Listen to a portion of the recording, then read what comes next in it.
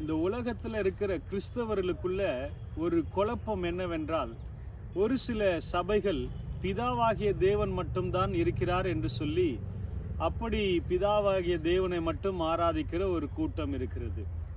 இரண்டாவதாக, பிதா கிடையாது, இயேசு மட்டும்தான் தெய்வம் சொல்லி இயேசுவை மட்டும் ஆராதிக்கிற ஒரு கூட்டமும் இருக்கிறது. மூன்றாவதாக, பரிசுத்த ஆவியானவரே கிடையாது, அந்நிய பாஷை கிடையாது, அபிஷேகம் கிடையாது என்று சொல்லுகிற ஒரு கூட்டமும் இந்த உலகத்தில் இருக்கிறது.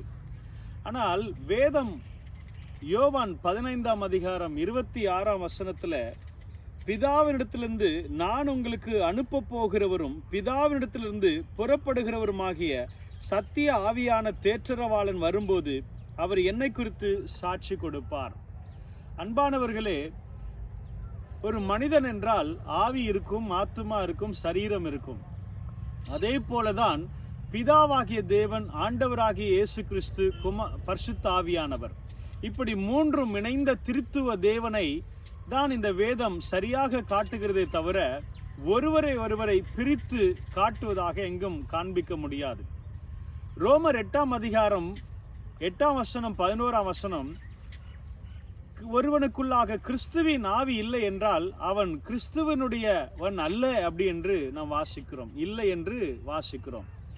ஆம், இயேசு கிறிஸ்து கூட யோவான் 3ஆம் அதிகாரத்துல அந்த ஒரு வார்த்தையை சொல்லுகிறார், ஒருவன் ஆவினாலும் ஜலத்தினாலும் பிறவாவிட்டால் தேவனுடைய ராஜ்யத்தில் பிரவேசிப்பதில்லை என்று வாசிக்கிறோம்.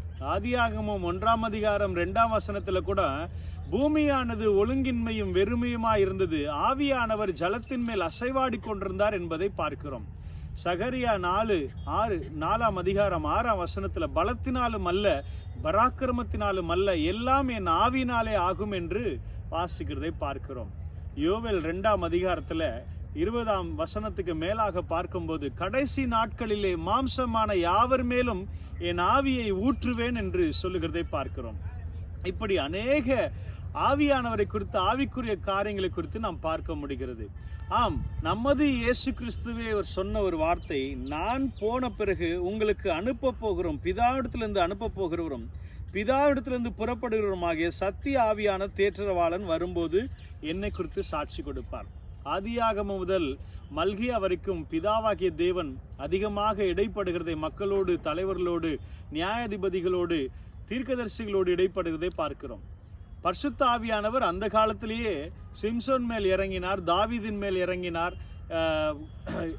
என்று பல வசனங்களை ஆதாரமாக நாம் காட்ட முடியும். புதிய ஏற்பாட்டுக்கு பிறகு மத்தேயு, மார்க்கு, லூக்கா, யோவான் சுவிசேஷத்துல பிதாவாகிய தேவன் தன்னுடைய ஒரே பேரான குமாரனை இயேசுவை இந்த உலகத்துல அனுப்பினார். அவர் வாழ்ந்த போது இயேசு கிறிஸ்து சொன்ன ஒரு வார்த்தை, நான் போகிறேன், நான் போனால் உங்களுக்கு நலமா இருக்கும், நான் தேற்றரவாளனாகிய சத்திய ஆவியானவரை உங்களுக்கு நான் அனுப்புவேன் என்று அவர் சொன்னது எவ்வளவு உண்மையான ஒரு வார்த்தை. ஆம், பிதாவாகிய தேவனுக்கு பிறகு, ஆண்டவராகிய இயேசு கிறிஸ்துக்கு பிறகு பரிசுத்த ஆவியானவர் இந்த பூமியில அருளப்பட்டிருக்கிறார் என்பது நமக்கு கொடுக்கப்பட்டிருக்கிற ஒரு பெரிய ஸ்லாக்கியம், பாக்கியம்.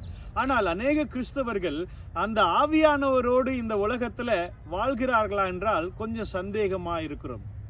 ஆகவேதான் ஆவின் சிந்தை சமாதான ஜீவன் என்று வேதம் சொல்கிறது. ஆவியானவரோடு நடத்தப்படுதல், ஆவியானவரோடு ஜெபம் பண்ணுதல், ஆவியானவரோடு நம்ம உயிர்ப்பிக்கப்படுதல் ரொம்ப ரொம்ப மிக அவசியமா இருக்கிறது.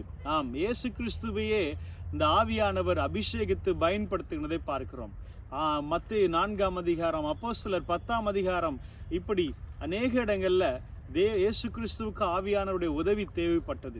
ஆம், இந்த உலகத்துல வாழ்கிற உங்களுக்கும் எனக்கும், இந்த உலகத்தை வெல்ல, சோதனைகளை ஜெயிக்க உங்களுக்கும் எனக்கும் பரிசுத்த ஆவியானுடைய பலன், அவருடைய ஆலோசனை, அவருடைய உணர்தல், ஞானம், அவருடைய ஒத்தாசை, அவர் நம்மோடு வாசம் பண்ண அவர் இன்றைக்கும் வல்லமையுள்ள ஒரு ஆவலான ஒரு தேவனா இருக்கிறார். அவரோடு நாம் இணைந்து இந்த உலகத்துல பயணிப்போம்.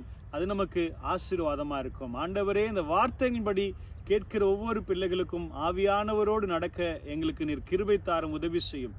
எல்லா பொல்லாப்புக்கும் தீங்கிற்கும் விலக்கி ரட்சியும். நாங்கள் உலகத்தில் கரைபடாதபடி வெற்றியுள்ள ஒரு வாழ்க்கை வாழ பரிசுத்த ஆவியானவர்களுக்கு உதவி செய்வதற்காக நன்றி செலுத்துகிறோம். ஜெயமோ கர்த்தரால வரும், கர்த்தருடைய ஆவியானவர் எங்கேயோ அங்கே விடுதலை உண்டு என்ற வார்த்தையின்படியாக எங்களை ஆவியானுடைய ஒத்தாசைக்குள்ளாய் நடத்தும், ஆசீர்வதியும். துதிகன மகிமை எல்லாமக்கே செலுத்துகிறோம். இயேசுவின் நாமத்தில் கேட்கிறோம் பிதாவே.